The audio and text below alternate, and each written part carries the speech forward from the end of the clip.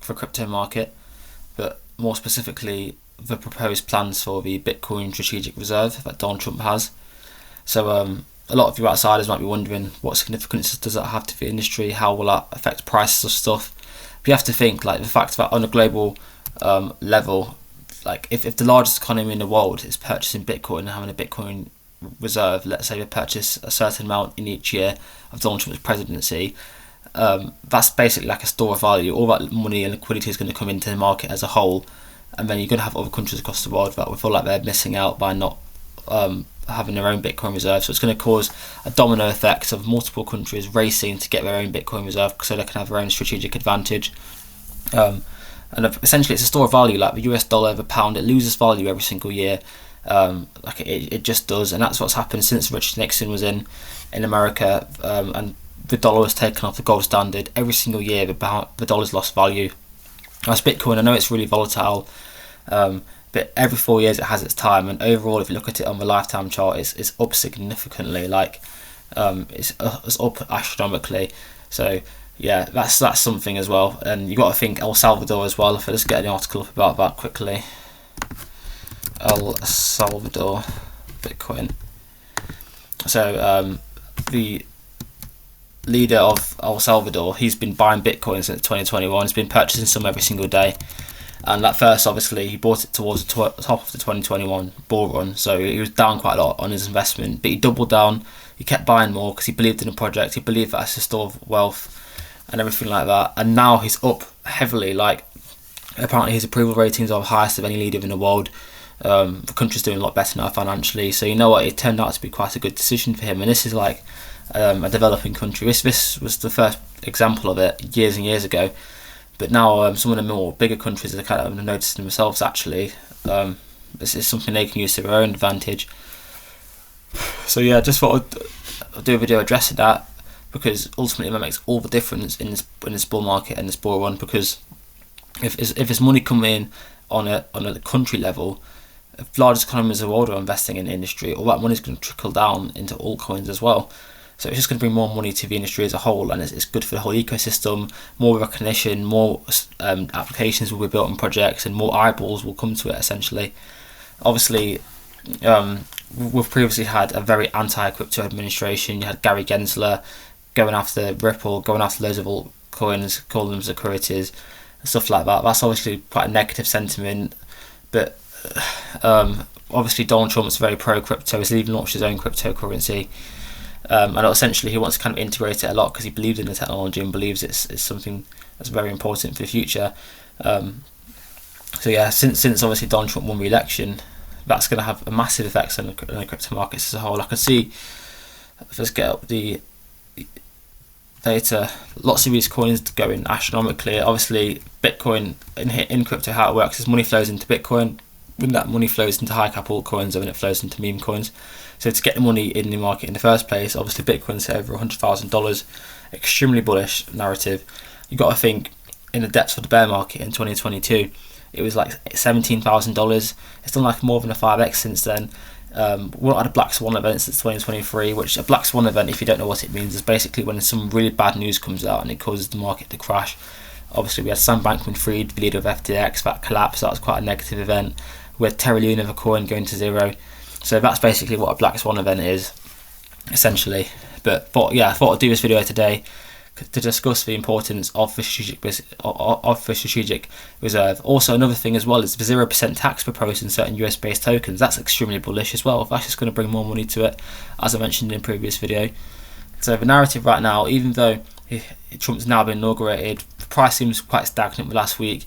I still feel this is only the beginning. There's still a lot more upside to go. Past data shows that we're still way ahead of schedule, and there's nothing to worry about at all. So yeah, I'd advise swatting up like soon on different altcoins, different ecosystems you like the look of. So something you believe in, like different coins have different kind of focuses. You've got layer 1 projects, layer 2 projects. Obviously you've got some of the older ones like Bitcoin that are it's more of a store of value because it was here first kind of thing, rather than building applications. But then you've got kind of newer tokens that have come from the woodworks. Well, you've got centralized ones, you've got decentralized ones, you've got some that focus on like memes, which I don't personally believing you've got some that you can build applications on in the ecosystem. So yeah, there's loads to take your pick from, but essentially, yeah, it's strategic reserve, very good advantage. And I personally think one thing I like to look at is the Bitcoin psychology chart.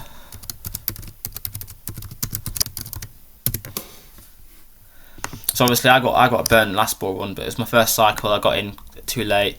Obviously, it's one of those things where you're not going to have all the answers on day one. You kind of learn as you go along, and then over time, you kind of adopt the perfect kind of strategy. Well, what works for you really? Obviously, there's a lot of psychology in the market, a lot of emotions. It's set up in that way on purpose to kind of shake people out. Oh, what's my screen doing? Here we go. So this chart, this typically will span over a 4-year period. So obviously at the start of it, this value fell just like the others. Actually a recovery is possible, and then it keeps going up, and then the mindset shifts to actually this rally is real. You have optimism, and then you have belief. Okay, time to get fully invested. You really can see it going up. Then it goes even higher, and you think, damn, I need to buy some leverage, buy some margin. I need to tell everyone to buy. Like, it's incredible. It keeps going up.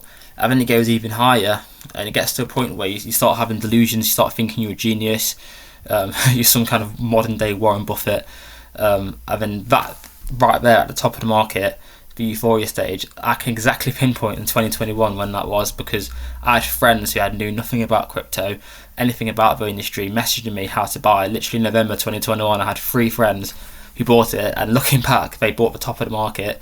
Obviously, I didn't necessarily know better myself, but now I do. So it's the kind of thing to look out for. If someone around you is talking about it, has no idea about it, that might be a top signal, because ultimately the retail money is the last money to enter the market.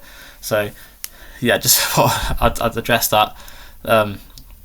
Personally, there's different opinions on where people think we are at the moment. I personally think we're kind of gearing up for the optimism part. Like we've had the kind of hope instilled. Everyone's kind of a bit hopeful now, but I feel like we're somewhere around this area. But yeah, obviously these bits here, the depth of the bear market, I'd say this is that 2022 when it kind of came collapsing down. Then you have like 2023 when it's like kind of down a lot, and then it's like the repeated cycle every 4 years. It's quite scary actually, just how accurate it really is. Like it really does track a lot. So a lot of the time when I'm feeling a certain way, put my portfolios down a lot, I'd remind myself of this chart that exists, and it's part of the big manipulations. Things are done for a certain reason to kind of shake people out in the market, so then people can accumulate at a lower price at institutions, and then equally will pump it up a lot, and then get the retail money to come in, and then sell their positions, and then it's a repeat of this cycle. So it's just something that's always at the back of my mind, and I feel like it's something that you should kind of think about as well. Proceed with caution. Obviously it's quite easy to get carried away, especially in the euphoria stage. You start having thoughts of like a crazier life for yourself, or all this extra money. But yeah, it's so important to have an extra strategy. Most people lose, but you can win in crypto, but you just have to understand and be strict with yourself, really. Yeah, just thought I'd do a video today covering the strategic Bitcoin reserve, and also I thought, I'll touch on the psychology of the market cycle as well, because that's obviously everything. It's like sometimes you can analyse charts, sometimes decisions can be made that can influence prices, but a lot of the time it's psychology. It's pulling like a bluff. It's all a game of psychology, and whoever wins in the end is a master of it. So I feel like this does definitely come into play, and it's very important to integrate into your strategy and profit taking. But yeah, I thought I'll wrap it up there. Thanks for watching, and be sure to leave a comment on what other content you want me to make about crypto. I've got quite a lot of knowledge on it. I never really had the courage to kind of make videos and share it, but yeah, I'm happy to research any tokens, anything you want really about the industry, or even just general finance videos. Like I've got a degree in accounting and finance, I've worked in finance, I've got a background in it. So if you've got any questions about, I don't know, any UK tax laws, trust funds, anything like that, just please be sure to let me know, and I'm happy to make a video on it. But yeah, see you guys, and that's until the next one. Peace.